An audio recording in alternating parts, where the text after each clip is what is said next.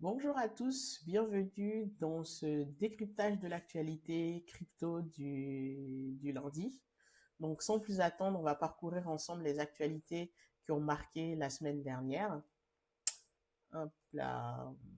On démarre par Mastercard. Donc je vous en avais parlé la semaine dernière. Le Genius Act a été adopté aux États-Unis. Donc pour rappel, le Genius Act, c'est une loi visant à encadrer l'utilisation et l'émission notamment des stablecoins aux États-Unis. Donc cette loi, elle a été votée euh, la semaine dernière. Et donc, réaction en fait de certains, on va dire, grands noms du paiement, notamment celle de Mastercard que j'ai trouvé très intéressante à partager avec vous. Donc Mastercard parle d'un tournant pour l'adoption des stablecoins. Mastercard, il y a quelques semaines de cela, ils avaient indiqué qu'ils n'étaient pas trop chauds pour l'implémentation des stablecoins, notamment des cryptos de façon générale, et qu'il fallait faire quand même très attention. Donc aujourd'hui, avec cette nouvelle réglementation qui va entrer en vigueur aux États-Unis, donc Mastercard indique qu'il s'agit d'un tournant pour l'adoption des stablecoins. Et donc, comme je disais tout à l'heure, cette loi, elle rejoue pas mal d'acteurs de la crypto, mais également de la finance traditionnelle, donc comme Mastercard qui indique que c'est un événement historique dans l'adoption des stablecoins. Donc, on rappelle, hein, Mastercard, c'est quand même un géant du paiement bancaire.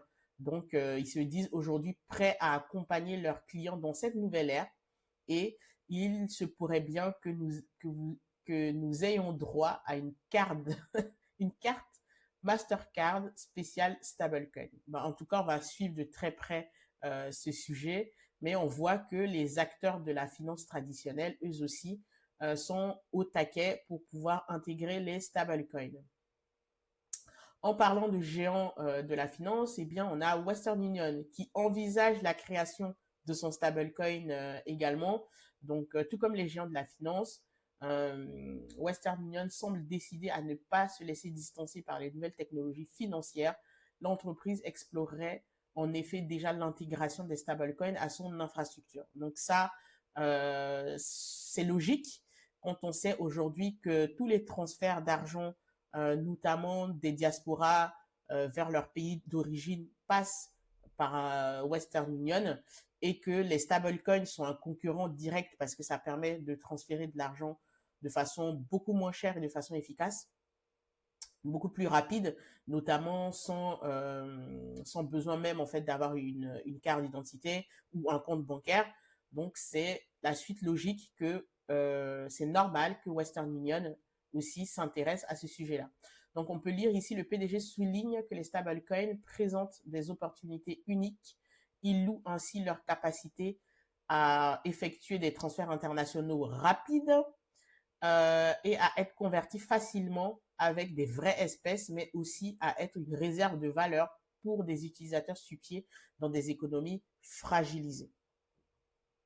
Donc, tout ça, en fait, ça fait suite au fait que maintenant les États-Unis ont légiféré. Hein, donc, c'est pas étonnant que ces gros acteurs-là fassent du bruit, en tout cas, on va dire des décisions importantes maintenant que il y a une loi aux États-Unis qui encadre l'émission des stablecoins. Donc, un acteur comme Western Union, je pense, ne pouvait pas rester en reste de tout ça. Mais en tout cas, Western Union, les fintechs africaines, par exemple, ne l'ont pas attendu. Les gens utilisent déjà pas mal les stablecoins en Afrique, en Amérique latine, les stablecoins dollars, parce que comme mentionné dans l'article, évidemment, et c'est vrai, ça constitue une réserve de valeur en fait pour certains pays où l'économie est fragilisée, ou même la monnaie en fait n'est pas au rendez-vous du fait de l'hyperinflation, par exemple. Donc, c'est normal que dans ces pays-là,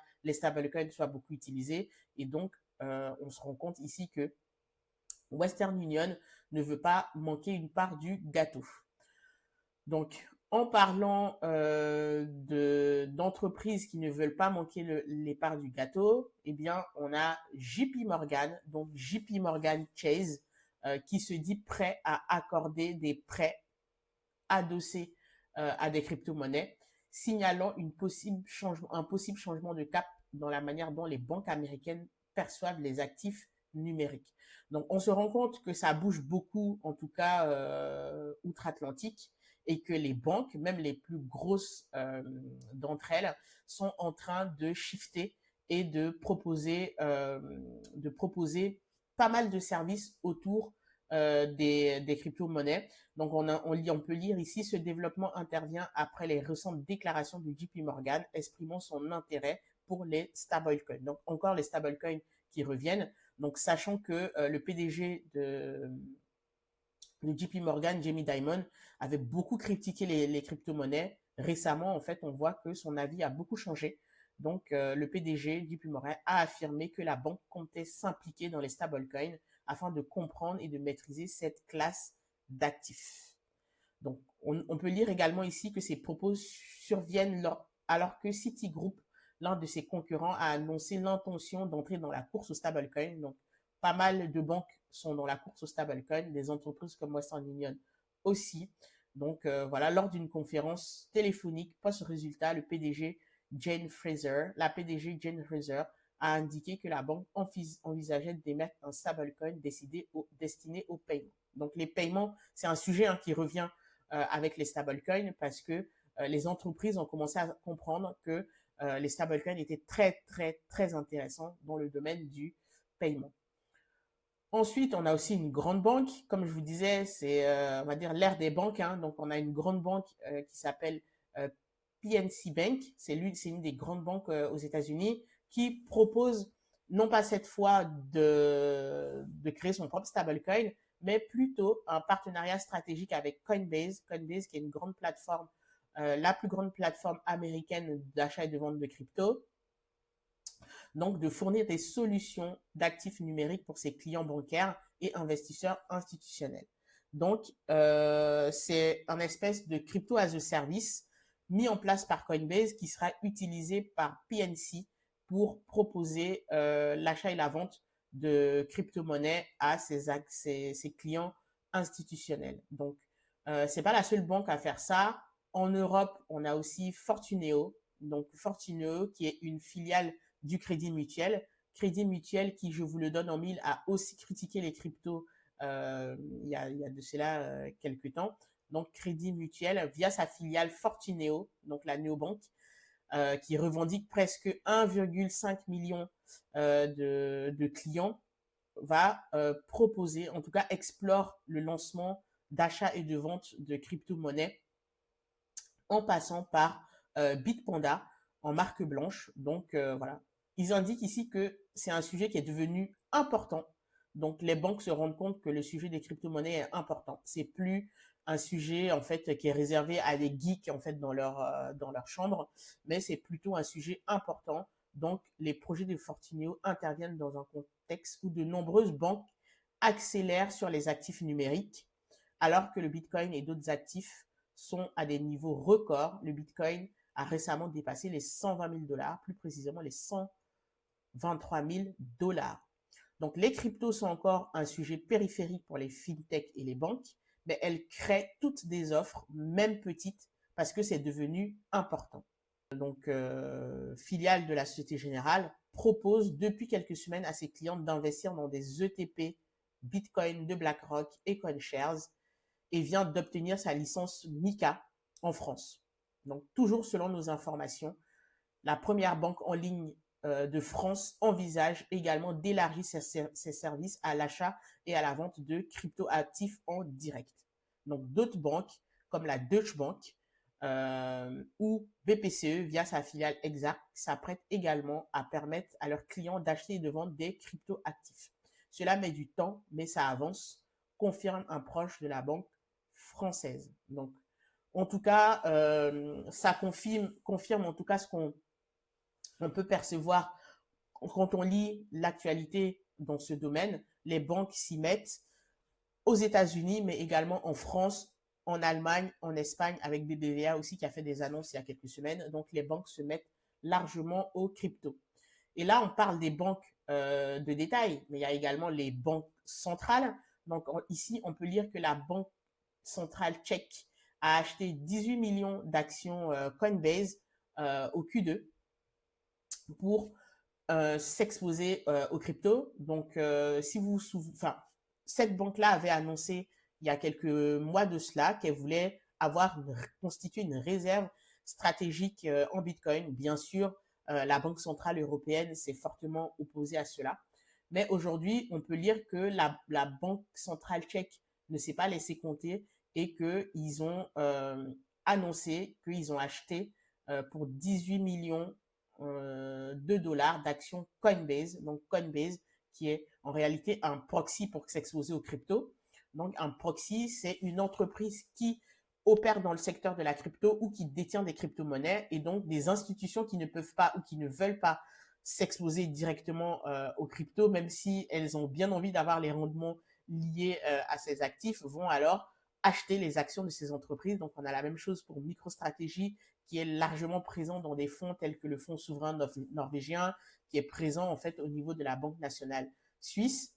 Même si ces institutions n'ont pas directement de Bitcoin, en achetant du MicroStrategy, c'est un peu comme si elles en avaient. Donc ici, on peut voir que la Banque centrale tchèque, elle, a choisi Coinbase pour s'exposer au Bitcoin et aux crypto-monnaies.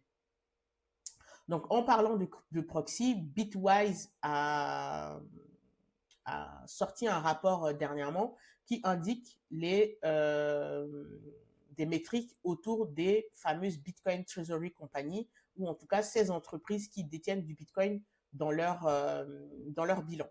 Donc, ce qu'on peut retenir de ce rapport, c'est que dans le top, il y a toujours MicroStrategy qui reste en tête, mais on a aussi d'autres compagnies, donc Mara Holdings, Riot qui sont des minières, et Metaplanet qui est une entreprise japonaise. Donc on espère aussi qu'on va bientôt voir des entreprises européennes dans ce top. Mais ce qu'il faut noter, c'est que aujourd'hui, on compte 125 compagnies publiques qui détiennent du Bitcoin dans leur bilan. Et ça représente une évolution de presque 60% par rapport au premier trimestre de l'année 2025. Donc c'est une tendance qui est en hausse. Les entreprises s'exposent de plus en plus au Bitcoin pour un montant en fait total aujourd'hui qui se rapproche des environ 91 milliards de dollars, alors que le prix du Bitcoin est stratosphérique comparé à son prix il y a quelques années. Donc, ces compagnies-là misent sur du Bitcoin à long terme et on voit qu'il y a de plus en plus d'entreprises qui s'y mettent. Donc, on a notamment un géant de l'immobilier au Mexique qui a annoncé que eux aussi, ils misaient sur le Bitcoin. Donc, voir le Bitcoin et l'immobilier converger, c'est pas une surprise. Donc, des entreprises qui ont fait fortune dans l'immobilier, pour moi, vont se ruer sur le nouvel actif qui, aujourd'hui, qui va capter la liquidité mondiale. Donc, ça a été à un moment donné l'immobilier. Et aujourd'hui, on se rend compte de plus en plus que c'est Bitcoin qui capte la liquidité mondiale. Et donc, c'est normal qu'un géant de l'immobilier aussi fasse un shift sur Bitcoin. Donc, Bitcoin, le nouveau beton, donc le secteur de l'immobilier en pleine mutation, des acteurs historiques de la construction qui font face à pas mal de défis, donc la hausse des taux d'intérêt, l'inflation, etc. Donc, vont miser sur le Bitcoin pour se démarquer. C'est le cas en fait du groupe Murano, donc un géant américain de l'immobilier qui vient d'annoncer des investissements massifs en Bitcoin, donc pour un montant de 1 milliard de dollars. D'autres secteurs aussi se ruent sur Bitcoin. Donc, c'est le cas de Volcon, qui est une entreprise on va dire, qui construit des véhicules électriques. Donc, Volcon a levé presque 500 millions de dollars et il prévoit une stratégie de trésorerie en Bitcoin. Donc, quand ils ont fait cette annonce, eh bien, l'action a bondi de 120% au cours de la semaine dernière et voilà, a annoncé en place un levé, en tout cas une levée de fonds de 500 000 dollars et prévoit d'allouer 95% de son acquisition dans le Bitcoin dans le cadre d'une nouvelle stratégie de trésorerie. Donc, l'entreprise détient du Bitcoin. Donc, ils ont 280 Bitcoins dans leur bilan. Donc, et ils souhaitent en tout cas avoir une vraie stratégie autour du Bitcoin. Et même dans le cadre de ce changement stratégique, Volcon prévoit de changer son nom pour Empire Digital. Donc, ça veut tout dire. Donc, Empire Digital, donc Inc. Et son symbole en bourse EMPD dans les prochaines semaines. Et l'activité de sport motorisé de l'entreprise sera baptisée Empire Mobility. Donc, on a un gros changement de cette entreprise-là qui mise sur le Bitcoin. Et il y a pas mal d'entreprises, en fait, qui font aussi la même démarche. Donc, on peut lire également dans le journal Byte2Me que Volcon, voilà, renforce sa stratégie numérique, son avenir avec Bitcoin. Ils ne sont pas les seuls à le faire. Il y a aussi l'entreprise Figma. Donc, Figma, que vous devez sans doute connaître, qui est une entreprise qui permet de faire de la création graphique, prépare son entrée en bourse à New York et déclare détenir 70 millions de Bitcoin. Donc là, l'idée, je pense aussi pour Figma, en mettant en avant cette nouvelle, c'est que son IPO se passe bien parce que les dernières IPO autour des entreprises qui détiennent du Bitcoin ou qui sont exposées d'une façon ou d'une autre aux crypto-monnaies se sont très bien passées. On se rappelle de Circle, donc l'entreprise qui émet des USDC, donc qui a fait presque x7 en quelques semaines suite à son introduction en bourse. Donc Figma aussi qui prépare son IPO sur le NIS et voilà qui s'avère et on va dire il s'avère que cette société américaine détient d'importantes parts d'ETF Bitcoin. Donc à suivre également, on va voir si son introduction en bourse se passe aussi bien du fait de sa détention de Bitcoin dans son bilan. Donc il n'y a pas que les compagnies, il n'y a pas que les compagnies qui courent après Bitcoin. On a aussi des pays donc qui s'inspirent fortement du Pakistan. Donc ici on peut lire le cas du Salvador, pardon. On peut lire le cas du Pakistan.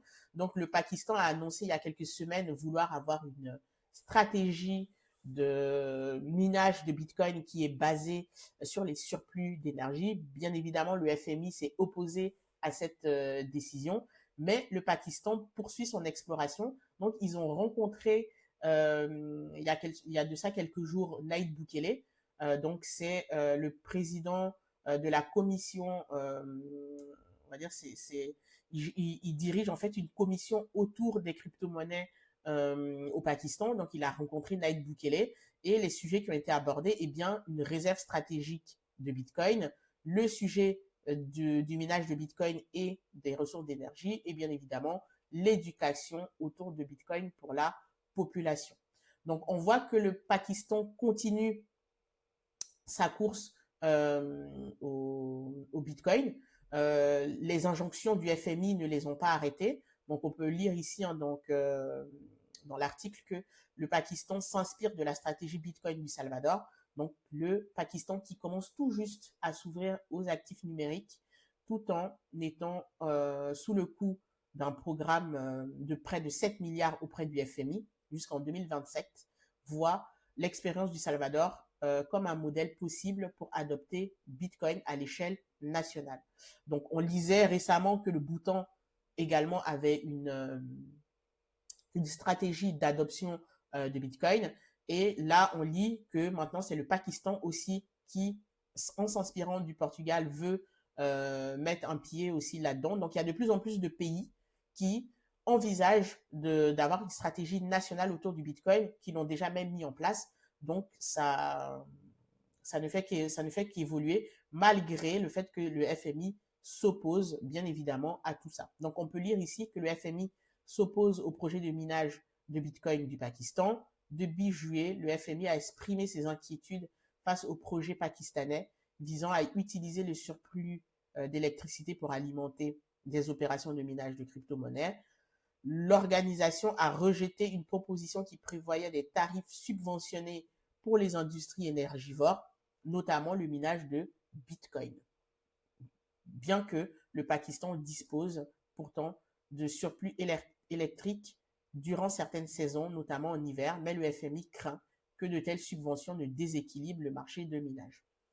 En réalité, la réalité, elle est toute simple, c'est que les pays qui ont une stratégie qui mise en tout cas leur développement sur le Bitcoin sont une menace en fait pour l'existence du FMI parce que ces pays-là vont avoir une autonomie et une indépendance. Donc là, ce qu'on peut lire, c'est que le Pakistan, ils ont un prêt de 7 milliards auprès du FMI. Que va-t-il se passer si ce pays aujourd'hui a des réserves en Bitcoin? Ces réserves s'apprécient avec le temps, eh bien, le Pakistan va pouvoir rembourser sa dette auprès du FMI et ils n'auront plus besoin d'eux.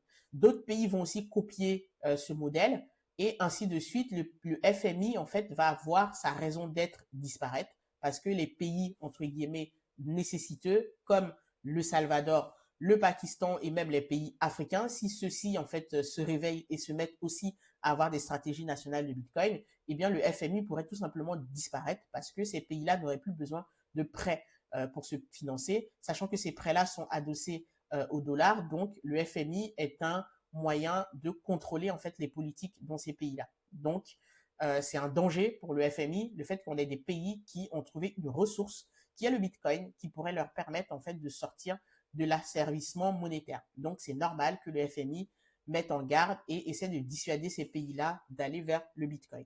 Mais en tout cas, pour le Pakistan, on voit que ils continuent leur exploration, ils discutent avec des personnes. Donc, on peut voir ici Michael Saylor, le PDG de MicroStrategy, et maintenant Nayib Bukele. Donc, on va dire que le sujet est en marche.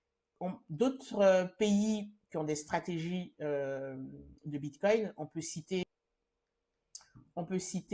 également l'Éthiopie, où la compagnie d'électricité d'Éthiopie, EEP, pardon, a généré presque 200 millions de dollars en 6 mois grâce au minage de Bitcoin. Donc, ils valorisent en fait leur capacité excédentaire d'électricité. Ils louaient à des fermes de minage, ce qui leur permet de générer en fait du revenu. Donc, on voit que Bitcoin est dangereux parce qu'un pays comme l'Éthiopie, je vous parie que c'est un pays qui est fortement endetté auprès du FMI. Donc, ce pays-là trouve d'autres façons de financer tout simplement ses infrastructures, d'avoir de l'argent en mettant à disposition du minage de Bitcoin ses surplus d'énergie. Et donc, ça génère de l'argent, donc ils auront de moins en moins besoin du FMI. Donc, vous imaginez, en fait, pour un pays comme l'Éthiopie, pouvoir avoir en moins de 6 mois 200 millions de dollars, on parle quand même d'un quart de milliard de dollars. C'est un fonds, en tout cas, c'est une somme d'argent qui peut être très, très intéressante, investie dans des infrastructures, dans l'éducation, dans la santé, dans la lutte contre la pauvreté. Donc, eh bien, comme je vous disais, le Bitcoin est une menace pour la raison d'être en fait d'institutions telles que le FMI. Donc voilà ce que je voulais partager avec vous comme actualité. Pour terminer cette vidéo, comme à l'accoutumée, je vous mets en avant un commerçant en France qui accepte les paiements en Bitcoin et en crypto-monnaie. Aujourd'hui, il s'agit d'un de mes clients que j'ai accompagné qui est Sky Computing à Maurepas dans les Yvelines qui accepte les paiements en crypto. Donc Sky Computing, c'est une entreprise qui fournit pas mal de services informatiques à des professionnels. Donc, ça va de l'installation d'antivirus, de la fourniture de matériel informatique, donc protection des données, stratégie autour du RGPD, téléphonie professionnelle. On a pas mal de services qui sont fournis par cette société Sky Computing. Et aujourd'hui, eh bien, comme on peut le lire sur bitcoin.fr, Sky Computing accepte les paiements en crypto via Swiss Bitcoin Pay. Et c'est moi-même qui ai installé cette solution pour cette société. Donc, ça fait plaisir de voir qu'on a de plus en plus d'entreprises, de commerçants qui acceptent les paiements en Bitcoin. Et je pense qu'on n'est que au début de cette aventure. Voilà, c'est tout pour moi aujourd'hui. J'espère que cette revue d'actualité vous a plu. On a vu pas mal de choses qui se sont passées la semaine dernière. Je vous donne rendez-vous lundi prochain pour un autre format comme celui-ci pour partager ensemble l'actualité crypto. N'hésitez pas à vous abonner sur la chaîne si ce n'est pas le cas. N'hésitez pas aussi à voir la description de cette vidéo. J'ai mis le lien d'une formation gratuite à destination des professionnels qui souhaitent, comme Sky Computing, accepter les paiements en crypto. Et si vous voulez que je vous accompagne pour l'utilisation des crypto-monnaies et notamment de Bitcoin dans votre entreprise, je vous invite à me contacter à l'adresse elodie@skywallet.com. Ciao!